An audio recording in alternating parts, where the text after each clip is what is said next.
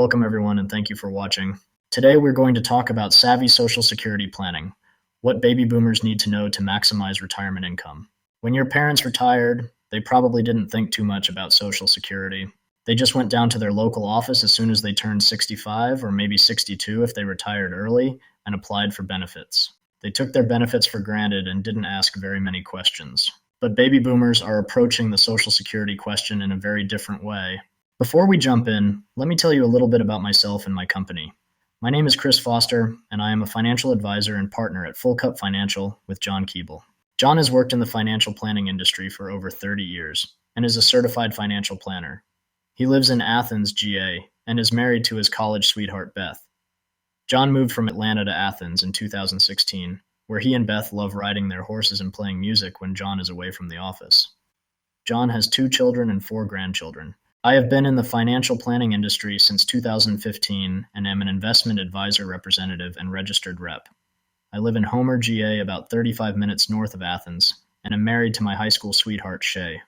Together, we have 2 children, Charlie, who is 4, and Caroline, who is 1. John and I have been business partners since 2019, and we designed our webinar series to empower and educate, equipping individuals with the tools and insights needed to navigate the complexities of their financial world. Our mission is rooted in the belief that each individual, family, and organization can cultivate good stewardship through proactive engagement with their financial landscape. We recognize that everyone has a financial plan, whether consciously acknowledged or not. However, the distinction lies in its proactive nature. Our aim is to guide you in crafting a proactive plan tailored to your unique goals and aspirations, ensuring meaningful outcomes for you and your loved ones. Throughout these webinars, we will explore key areas of financial management, from comprehensive planning to strategic investment approaches and risk management strategies. Our goal is to provide you with some knowledge and resources necessary to make informed decisions and navigate your financial journey with confidence. So now that you know a little bit about me and Full Cup Financial, let's talk about some savvy IRA planning strategies. Most people tend to minimize the value of Social Security. If they understand that they are likely to get something back from the system at all, they think it will be a minimal amount, not really enough to count on. But Social Security is far more valuable than most people realize. First, Social Security is one of the few sources of income you can't outlive. If you are worried about running out of personal assets in your old age, you need not have that fear with Social Security because it continues until you die. And of course, the longer you live, the more you will extract from the system. If your benefit starts out at $2,000 per month, and if you live 10 more years, you will receive nearly $300,000 in lifetime benefits. If you live 20 more years, you'll receive nearly $600,000 in lifetime benefits. And if you live 30 more years, you'll receive nearly $1 million over your lifetime. This assumes annual cost of living adjustments, or COLAs, of 2%. Second, Social Security offers annual inflation adjustments. So if your benefit starts out at $2,000 per month, and if annual COLAs are 2%, in 10 years, you will be receiving $2,438 per month. In 20 years, your benefit will be $2,972, and in 30 years, your check will be $3,623. There is no way of knowing exactly what future COLAs will be, but 2% seems to be a reasonable estimate. When your Social Security benefit is calculated, it will be based on how much you earned over your working career and the age at which you apply for benefits. The formula for calculating Social Security is pretty complex. You may or may not want to follow along with this. Some people find the formula interesting. In a moment, I will show you a couple of ways to estimate your own benefit. The general process goes like this. First, Social Security looks at your annual earnings over your entire lifetime, indexes them for inflation, and picks the 35 highest years' earnings to include in the formula. The indexed earnings are totaled and divided by 35 to come up with an average. If you don't have 35 years of earnings, the missing years will be filled in with zeros. Next, a formula is applied to your average indexed monthly earnings to determine your primary insurance amount. This is the amount you will receive when you reach full retirement age. Each year, annual COLAs are applied to your benefit to help you keep up with the cost of living. Here is an example of how the benefit formula would work for a baby boomer who was born in 1962 and who earned the Social Security maximum every year since the age of 22. His average indexed monthly earnings would work out to be $13,100. In calculating his primary insurance amount, the first $1,074 would be multiplied by 90%. The amount between $1,174 and $7,078, or $5,904, would be multiplied by 32%. and the amount over 7,078 or 6,022 would be multiplied by 15%. These amounts would be totaled to come up with a PIA of 3,849. This is the amount the worker would receive at full retirement age. I told you this was complicated. Fortunately, you don't have to figure this out yourself. Full retirement age is the age at which you can claim full unreduced benefits. It used to be 65 for everyone, but now we are seeing a higher full retirement age being phased in as a result of the 1983 amendments. For everyone born between 1943 and 1954, full retirement age is 66. For everyone born in 1960 and later, full retirement age is 67. For those born in 1955 through 1959, full retirement age is 66 plus some number of months. Now remember that I said that your primary insurance amount, or PIA, is the benefit you will receive at full retirement age. So what happens if you apply for Social Security before full retirement age? Well, your benefit will be reduced. You will receive a percentage of your PIA depending on when you apply. If your full retirement age is 66 and you apply at age 62, you will receive 75% of your PIA.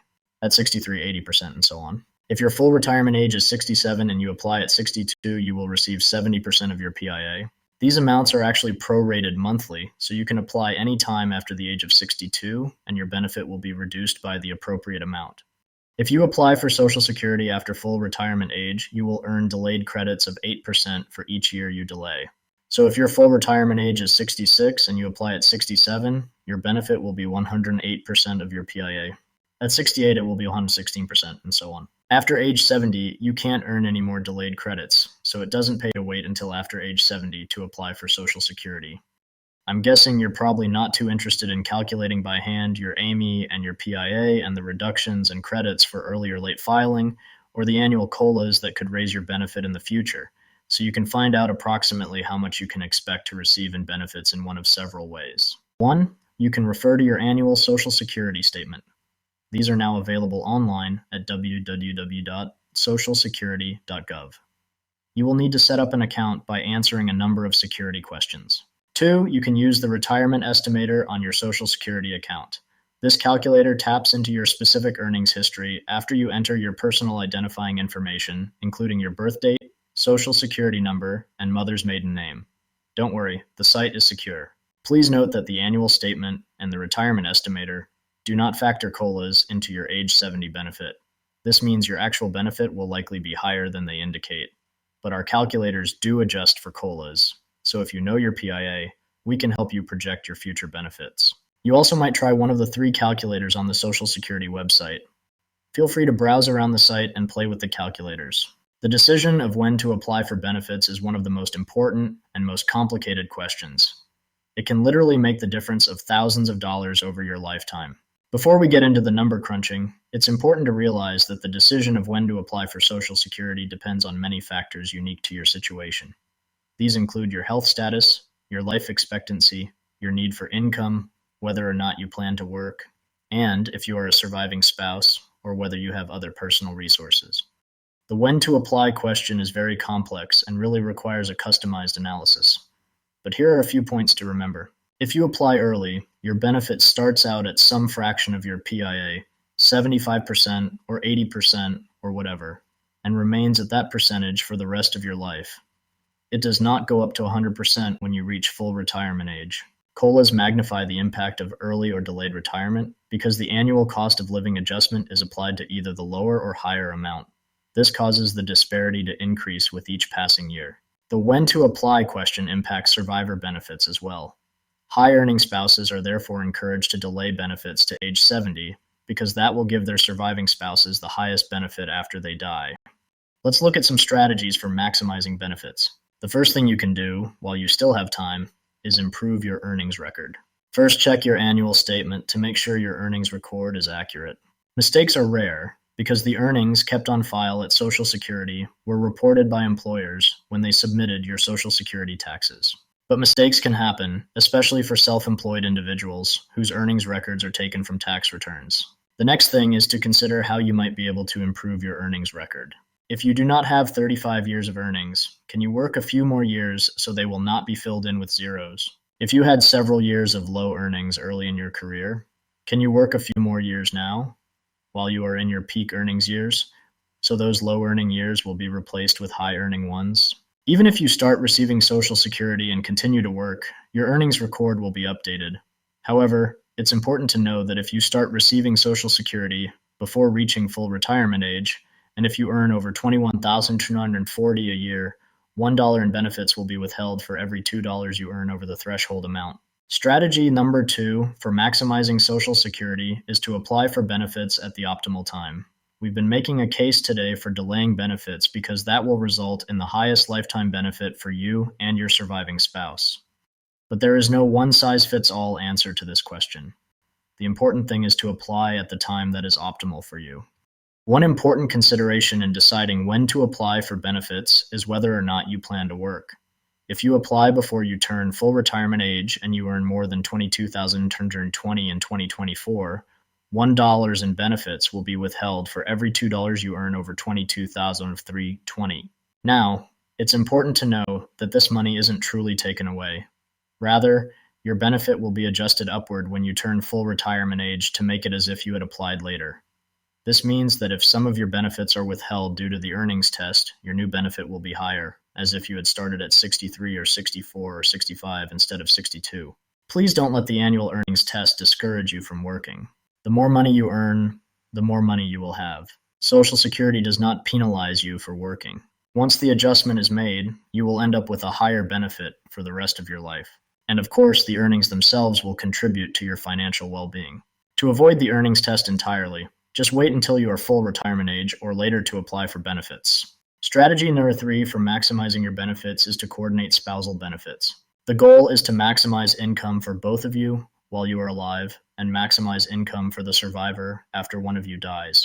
It can be quite complicated, but by understanding all of the considerations and doing some calculations, it is possible for married couples to come up with the right solution for their needs.